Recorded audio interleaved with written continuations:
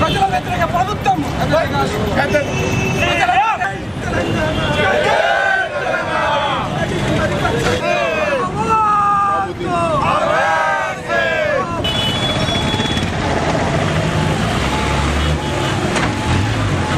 ఈ UPA government ప్రతి సంవత్సరం బస్ ఛార్జీలు, కరెంటు ఛార్జీలు, డీజిల్ ధరలు, సిలిండర్ల ధరలు పెంచుకుంటూ ఇందిరమ్మ బాట అనే ఈ కిరణ్ కుమార్ రెడ్డి సామాన్యులకు మేము మేలు చేస్తామనే ఈ కిరణ్ కుమార్ రెడ్డి డీజిల్ ధరలు పెంచారు. 6 సిలిండర్లు అని చెప్తున్నారు. ఆమె యూపీఏ చైర్పర్సన్ 9 సిలిండర్లు ఇవ్వమని వాళ్ళ అధ్యక్షురాలు చెప్పాక కూడా ఈయన 6 సిలిండర్లే మేము డిస్కస్ చేస్తామంటుండు. బస్ ఛార్జీలు పెంచారు, ఆల్రెడీ కరెంట్ ఛార్జీలు పెంచడానికి కూడా రెడీ ఉన్నారు. డీజిల్ ఛార్జీలు పెంచారు. అది కూడా సామాన్యుడు ఇంకా సామాన్యుడిగానే ఉండాలా.